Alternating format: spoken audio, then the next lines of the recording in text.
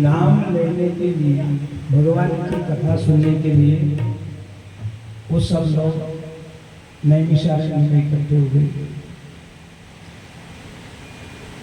जब हम भगवान से मिलने के लिए या भगवान को पाने के लिए 4 कदम आगे बढ़ते हैं तो भगवान 1000 कदम आगे बढ़ करके आते हैं।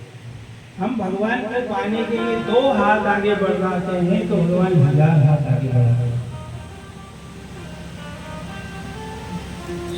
ये सोमनाथ ऋषि वहां पर इकट्ठे हुए भगवान को पाने के लिए, इसलिए उनको संयोग से सूत जी का दर्शन हो गया। सूत जी विभाग है, सूत जी व्यास जी के शिष्य हैं, वेद व्यास जी महाराज। उनसे उन्होंने बहुत सारे शास्त्रों को पढ़ा सुना है, उसका ज्ञान।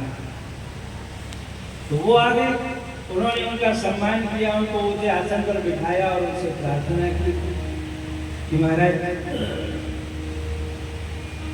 जिस प्रकार से भक्ति, ज्ञान और वैराग्य बढ़े, भगवान के चरणों में प्रेम प्राप्त हो और भगवत प्राप्ति का हमारा लक्ष्य पूरा हो जाए, उसके लिए आपको इस साधन करना। क्योंकि ये घोर कलयुग है, क्लेशाक्रांतस्य तस्यैव शोधने। मनुष्य क्लेशाक्रांत,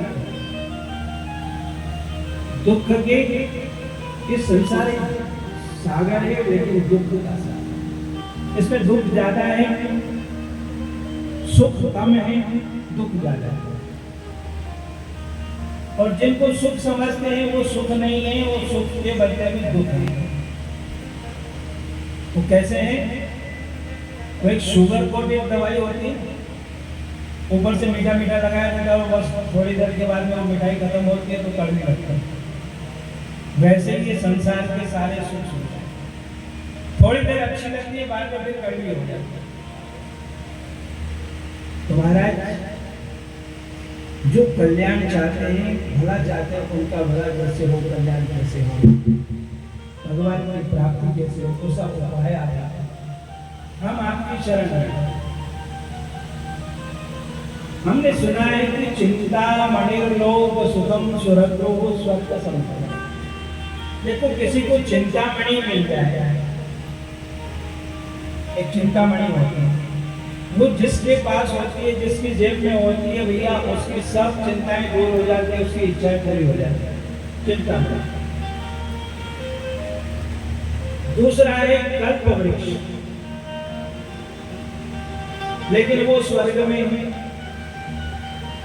वो कल्प वृक्ष की शरण में कोई जाता है तो उसको स्वर्ग के सारे सुख मिल जाते हैं, जो सोचे सो पूरा। वो भी पहले यहाँ कल्प वृक्ष, वो भी यहाँ भगवान कृष्ण लाए थे। आगे कथा की भगवान कृष्ण ने कल्प वृक्ष भी यहाँ लाकर रखा है। लेकिन भैया मिसयूज ज्यादा है, आज की भाषा में दुरुपयोग ज्यादा करते हैं। चिंतामणि भी ठीक है, लेकिन उसका भी दुरुपयोग लोग ज्यादा कर रहे हैं। कल्प वृक्ष जिसके पास लोग जाए उसके बाद में कुछ भी, इसलिए वो सब चीजें फिर यहाँ से कल्प वृक्ष के नीचे कोई गया और जाकर के उसको पता नहीं था ये कल्प वृक्ष चल रहा था। जंगल में जाते जाते कल्प वृक्ष आ गया और उसकी छाया में बैठ गया, अच्छा लगा, थोड़ी शांति मिली। तो उसके मन में आया एक बढ़िया पलंग हो यहाँ पे, इस पेड़ के नीचे अपन सो जाए। पलंग आ गया। थोड़ी देर के बाद में उसकी इच्छा हुई बढ़िया भोजन आ जाए, भोजन भी हाजिर हो गया। सब होते होते आखिरी में उसके मन में आया कभी अरे नारवाल कोई आ गया। तो इसलिए भैया ये कल्प वृक्ष स्वर्ग की संपत्ति देता है, सब इच्छाओं को पूरा करता है। लेकिन जिसके ऊपर गुरु प्रसन्न हो जाता है वो वैकुंठम योगी दुर्लभ। बड़े बड़े योगियों को भी जो वैकुंठ का सुख नहीं मिलता है, वैकुंठाधिपति भगवान नहीं मिलते, उन भगवान को मिलाने का काम शुरू करता है। वो रास्ता बता देता है, इस रास्ते से चलो भगवान मिल जाए। प्रयच्छति गुरु प्रीतो वैकुंठम योगी दुर्लभ। जो अत्यंत बड़े बड़े योगियों को भी दुर्लभ है, वो वैकुंठ को गुरु उनको प्राप्त करा देता है। इसलिए महाराज हम आपकी शरण में हैं और आप हमको ऐसा साधन बताओगे जिससे भगवान की प्राप्ति हो जाए।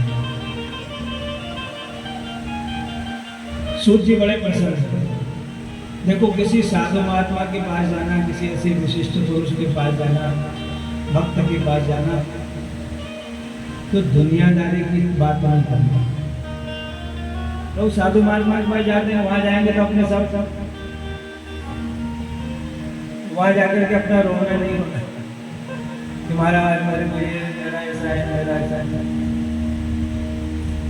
वहां जाने के बाद में ये होना चाहिए कि मेरा कल्याण कैसे हो, मेरी भलाई कैसे हो, मुझे भगवान की प्राप्ति कैसे हो, मुझे आनंद की प्राप्ति कैसे हो, ये बात करना चाहिए। अपनी दुनियादारी के घर गृहस्थी की बात वहां नहीं करनी।